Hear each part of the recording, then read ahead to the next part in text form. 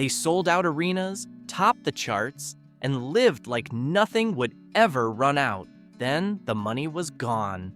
Here are 15 rock stars from 60s and 70s who lost all their money. Do you remember them? Number 15, Sly Stone. Stone was at the center of one of the most innovative and commercially successful acts of the late 1960s. Sly and the Family Stone defined a new kind of music, blending rock, soul, funk, and psychedelia in ways nobody had attempted before, and their success was staggering. Albums like Stand and There's a Riot Going On sold in enormous quantities, and their Woodstock performance in 1969 is still discussed as one of the festival's defining moments. At the peak of his fame, Sly Stone was spending money at a pace that defied comprehension. He bought a mansion in Bel Air, surrounded himself with an entourage of dozens of people he was personally supporting, and developed a severe cocaine dependency that began to consume both his finances and his ability to function professionally. The mansion was eventually lost. He cycled through legal disputes, management conflicts, and financial advisors who did not serve him well. By the mid-1970s, the commercial momentum that had made him one of the most powerful figures in American music had evaporated. In the decades that followed, Sly Stone lived in circumstances that were startling in contrast to his earlier wealth. At various points, he was living in a camper van. He appeared on national television in later years, and those appearances made clear that the personal and financial difficulties he had experienced were not simply a phase. He has given occasional interviews in which he has spoken about those years without self-pity, but with an honesty that is difficult to watch. The music he made in his prime remains foundational. What happened to the money those recordings generated is a cautionary story with few parallels in the history of rock. Number 14, MC5's Wayne Kramer. Wayne Kramer was the lead guitarist of the MC5, the Detroit rock band whose 1969 live album, Kick Out the Jams, announced one of the most aggressive and politically charged sounds in American music. The MC5 were short-lived commercially, but enormously influential. Their combination of raw volume, political radicalism, and sheer physical energy anticipated punk rock by nearly a decade. The financial problems that plagued Kramer were not entirely of his own making, though the choices he made in the years following the MC5's dissolution compounded them significantly. After the band broke up in 1972, Kramer struggled with heroin addiction and was arrested in 1975 for selling cocaine to an undercover agent. He served 2 years in federal prison at Lexington, Kentucky.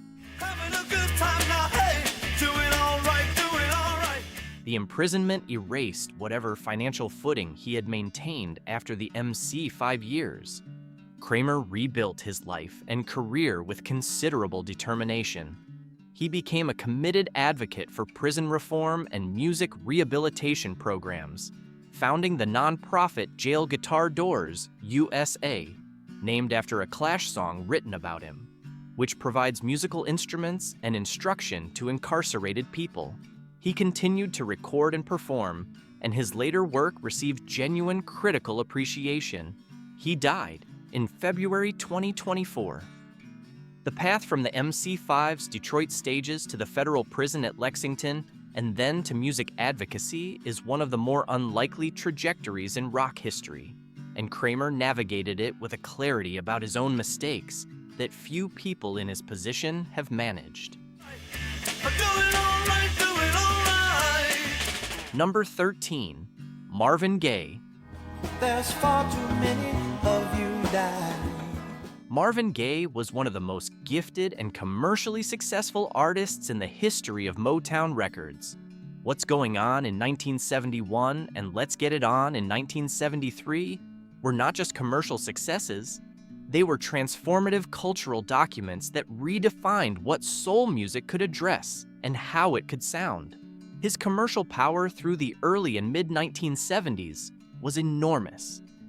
The financial collapse that Gaye experienced was driven by several forces operating simultaneously. His divorce from Anna Gordy Gaye, the sister of Motown founder Berry Gordy, was finalized in 1977, and the settlement required Gaye to pay significant sums that he did not have available.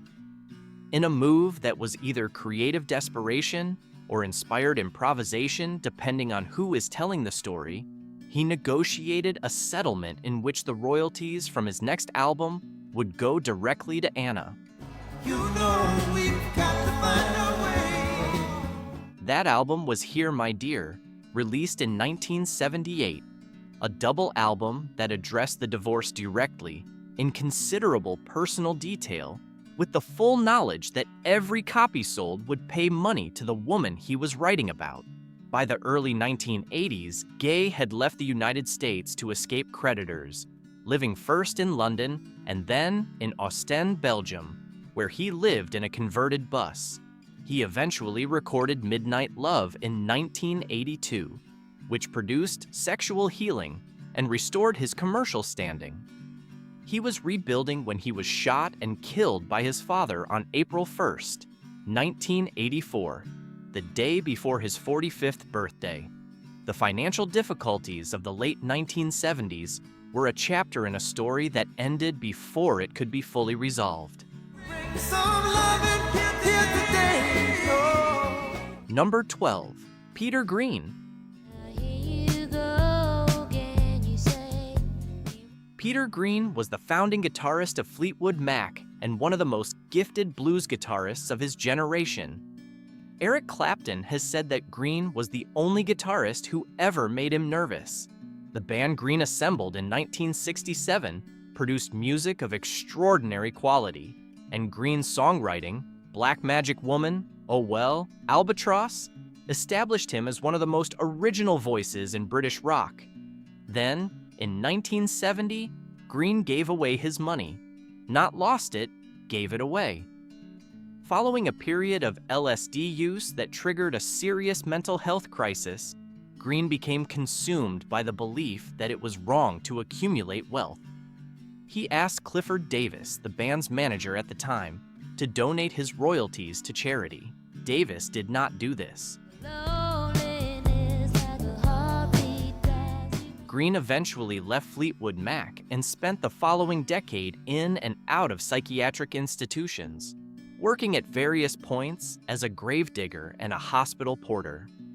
The money that Green had earned from Fleetwood Mac's early recordings continued to generate royalties that he was largely unable to access or manage during his most difficult years, and disputes over his financial affairs followed him through subsequent decades.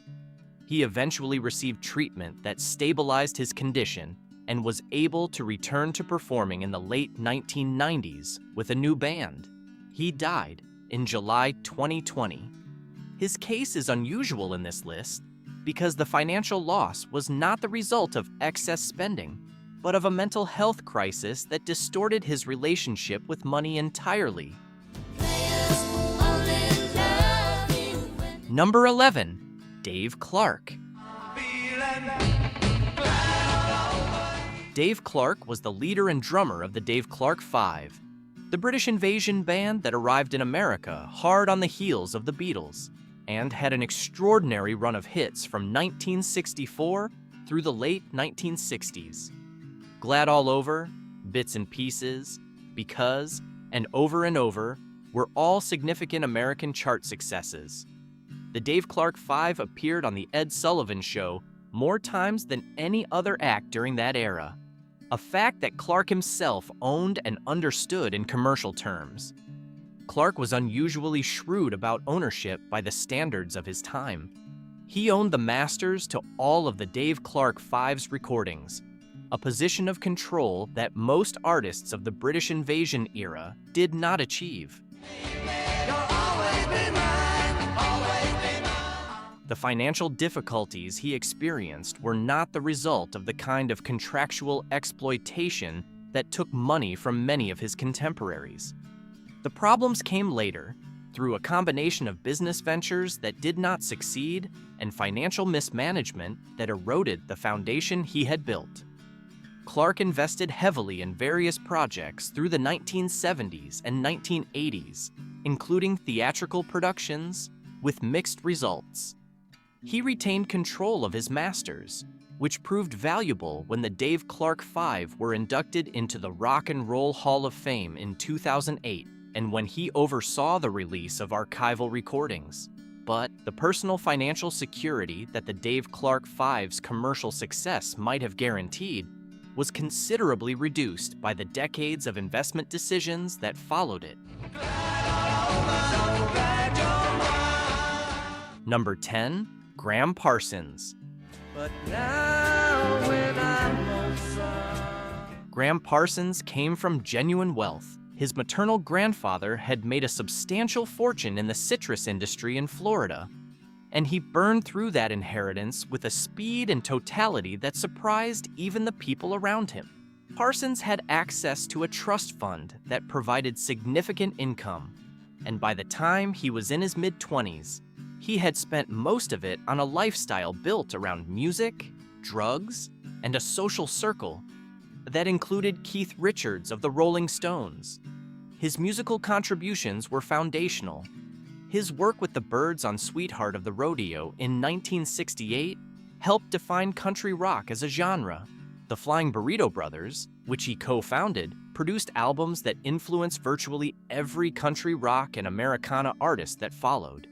I remember the oak tree. His two solo albums, GP and Grievous Angel, the latter released after his death, are regarded as masterpieces of the form. Parsons died on September 19, 1973, at the Joshua Tree Inn in California from a drug overdose involving morphine and alcohol. He was 26 years old. The money was already largely gone by then.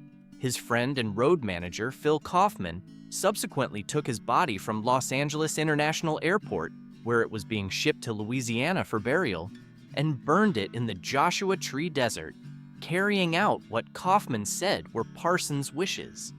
The financial decline, the music, and the death all happened within a few years of each other, making Parsons' story one of the most compressed and complete in the history of rock's casualties.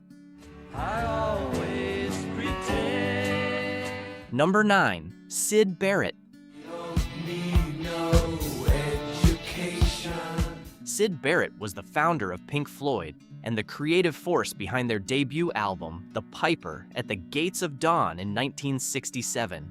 His guitar playing, songwriting, and conceptual vision established the band's early identity, and the recordings he made during his active period, brief, intense, and genuinely original, remain influential decades after the fact.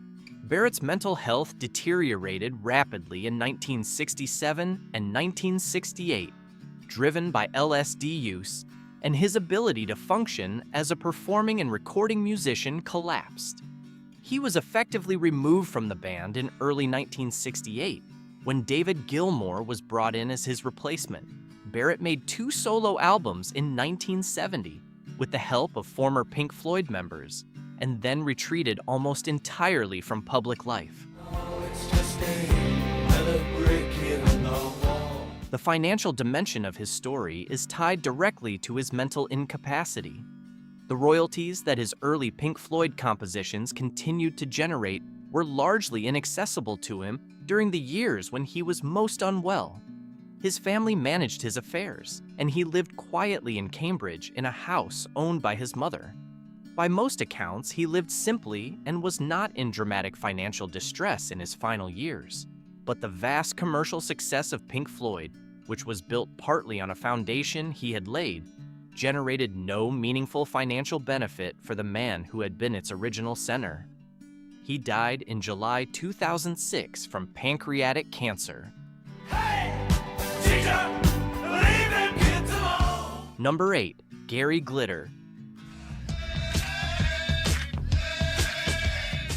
Gary Glitter, born Paul Gadd, was one of the defining figures of British glam rock in the early 1970s. Rock and roll, Part 2, I'm the Leader of the Gang, and I Love You, Love Me, Love were massive hits in the United Kingdom, and Glitter was one of the most commercially successful pop acts of the period. His theatrical, bombastic stage persona made him a fixture of British pop culture through the first half of the decade. The financial collapse came before the criminal convictions that would later define his public legacy. Glitter declared bankruptcy in 1980, having spent his considerable earnings on an extravagant lifestyle and failed business ventures. He owed substantial sums to creditors at a time when his commercial moment had already passed. He continued to tour and perform through the 1980s as a nostalgia act, working to rebuild his finances. He was convicted in 1999 for possessing child abuse images, and subsequently convicted of further serious sexual offenses involving children in Vietnam in 2006 and in the United Kingdom in 2015, for which he received a 16-year prison sentence. The financial difficulties of 1980 are the least of what defines Gary Glitter's story, and including him here requires acknowledging that the person who lost the money is the same person who committed serious crimes against children. His music has been removed from most broadcast and streaming platforms. Number 7, Keith Moon. Out here in the fields. Keith Moon was the drummer of The Who and one of the most extraordinary percussionists in rock history. He was also one of the most financially reckless figures the decade produced. The Who's commercial success was substantial, particularly in the United States, and Moon's share of that success was significant. What he did with it was legendary in the worst financial sense. Moon's hotel room destruction habit, which was not a rumor or an exaggeration, but a documented reality that resulted in The Who being banned from entire hotel chains, cost enormous sums. He maintained multiple properties, an entourage, and a consumption habit that included alcohol on a scale that was remarkable even by the standards of 1970s rock. Don't need to be forgiven. His personal spending was so chaotic that he had people around him specifically to manage the consequences of his behavior, which itself was an ongoing expense. By the mid-1970s, Moon was largely dependent on The Who's continued commercial activity for his financial survival. His savings were not what might have been expected given the band's earnings. He died in September 1978 from an overdose of heminevrin, a medication prescribed to help manage alcohol withdrawal. He was 32 years old. The estate he left was considerably smaller than his career earnings would have suggested, and the debts against it were real. Number 6, Freddie King. I'm going down, down, down, down, down. Freddie King was a Texas-born blues guitarist of enormous influence. His recordings in the early 1960s, including Hideaway and Have You Ever Loved a Woman, shaped the playing of Eric Clapton, Peter Green, and virtually every British blues guitarist who came after him. His influence on the musicians who went on to build careers worth tens of millions of dollars was direct and acknowledged. King himself saw almost none of the financial rewards that his influence generated. His early recordings were made under contracts that provided minimal royalties and transferred ownership to the labels in ways that gave King little ongoing benefit from the commercial life of those recordings. As the British blues boom of the late 1960s made the music he had pioneered internationally fashionable, Yes, I got my big feet in the window. King was not in a position to capitalize on it in the way that the white musicians drawing from his work were. He spent his career working hard, touring constantly, playing clubs and theaters, and managing money poorly enough that the income he generated rarely accumulated into anything resembling financial security. He died in December 1976 from heart failure and complications from bleeding ulcers. He was 42 years old and left behind an estate that had no relationship to his musical importance or his influence. The disparity between what he gave to rock and blues music and what that music gave back to him financially is one of the genre's more uncomfortable facts. Number 5. Larry Williams. I got a girl named Bonnie Maroney. Larry Williams was a New Orleans rhythm and blues singer and songwriter whose recordings in the late 1950s, Bonnie Maroney, Short Fat Fanny, and Dizzy Miss Lizzie, were enormously influential. The Beatles covered both Dizzy Miss Lizzie and Slow Down on their albums, which gave Williams a level of international exposure that most artists of his era would have considered extraordinarily valuable. The money from those Beatles covers, and from the continued commercial life of his own recordings, did not reach Williams in any significant way, partly due to contractual arrangements that were standard practice for black recording artists of the period and entirely favorable to the labels rather than the performers. Williams also had significant personal problems involving drug dealing. He was convicted of narcotics offenses and spent time in prison during the 1960s, which further disrupted whatever financial footing he might have built. He died in January 1980, found shot in his car in Los Angeles. The death was ruled a suicide, though there were those close to him who disputed that finding. He was 45 years old. The songs he wrote that the Beatles performed have been heard by hundreds of millions of people. The man who wrote them died in a car with almost nothing. Number 4. Jim Dandy Mangrum. Jim Dandy Mangrum was the flamboyant frontman of Black Oak, Arkansas, a southern rock band from the Arkansas Ozarks who built a following through relentless touring in the early 1970s. The band was known for its outrageous live shows.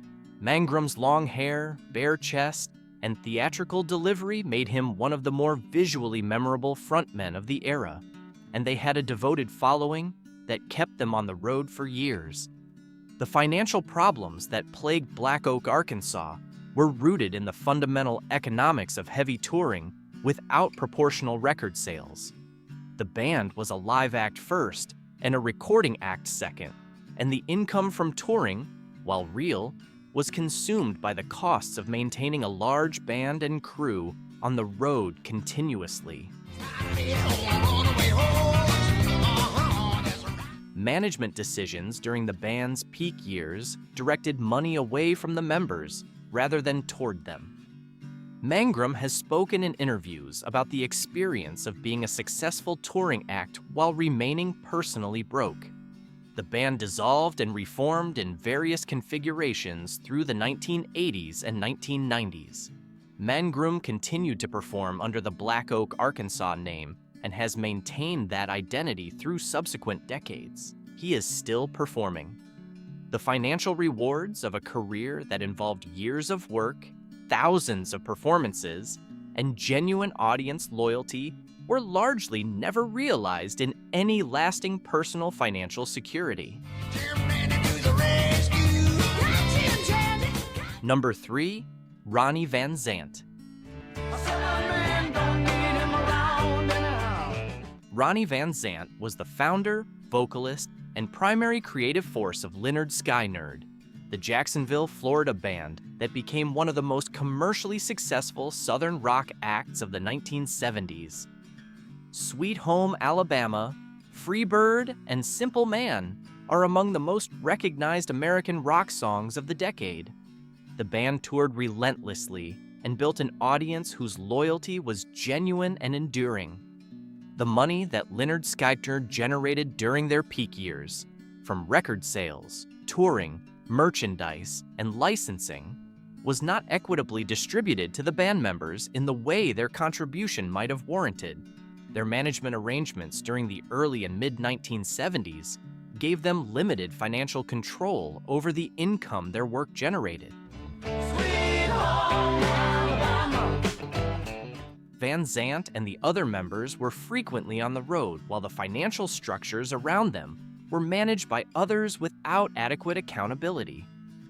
Van Zant died on October 20th, 1977 in a plane crash near Gillsburg, Mississippi, along with guitarist Steve Gaines, backing vocalist Cassie Gaines, and several others. He was 29 years old. The financial situation of the surviving members in the years that followed the crash was complicated by the same management issues that had characterized the band's active years. The posthumous commercial life of Lynyrd Skynyrd's recordings has generated enormous income. How much of that reached the people who made the music or their families has been the subject of disputes that continued for decades. Number 2, Jimi Hendrix. Jimi Hendrix transformed rock guitar in 3 years of recording activity and died at 27 without a will, without significant personal savings, and in a contractual situation that was almost entirely to the financial benefit of everyone around him, rather than himself. His manager, Mike Jeffrey, had arranged Hendrix's recording and touring contracts in ways that directed substantial income away from the artist. The PPX Productions lawsuit, arising from a contract signed before Hendrix had achieved fame, constrained his financial situation throughout his career. Hendrix died on September 18, 1970. The estate he left was legally contested for decades. His father, Al Hendrix, eventually regained control of the Jimi Hendrix estate in 1995 after protracted legal battles, and the estate under the Hendrix family's management has since become one of the most valuable in music, generating income from licensing, merchandise, and archival releases that Hendrix himself never saw a cent of. The musicians who built their careers on what Hendrix created, the entire world of hard rock and heavy metal that followed from his innovations, became wealthy. The man himself died broke in a foreign country, with contracts that were designed by people who understood their terms and signed by a man who did not have adequate legal representation at the table. It is one of the music industry's most complete cases of the system, working precisely as its worst critics describe it. Number 1, Brian Jones. Brian Jones founded the Rolling Stones, named the band, assembled the original lineup, and was the dominant creative figure in the group's earliest years. He introduced the band to their blues influences, pushed them toward the sound that defined their first records, and played multiple instruments: slide guitar, harmonica, dulcimer, sitar, with an instinctive musicality that the band's recordings from 1963 through 1967 depended on. By 1967, Jones was largely unable to function. His drug use had become severe, and his relationship with Mick Jagger and Keith Richards had deteriorated to the point where he was barely contributing to recording sessions. The band worked around him. His financial situation had also become precarious. Despite the Rolling Stones' commercial success, Jones had limited control over his earnings and was spending in ways that left him with little stability. He was fired from the band he founded in June 1969.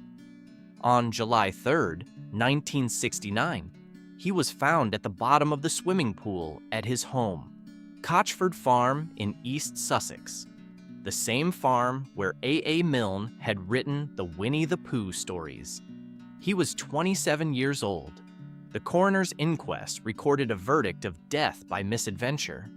The Rolling Stones continued without him and became one of the highest-grossing live acts in history, building a commercial empire worth hundreds of millions of dollars on a foundation that Jones had helped to lay. He died with almost nothing, from a band that became everything. The distance between what he built and what he received for building it is the clearest possible illustration of how the music business of that era treated the people who created its most valuable assets. The 1960s and 1970s made fortunes that vanished faster than they were made. Some were stolen by managers, some were consumed by addiction, some were simply spent on the assumption that more would always be coming. It almost never was. If you enjoyed this video, please like and subscribe to our channel so you never miss out on more history documentaries.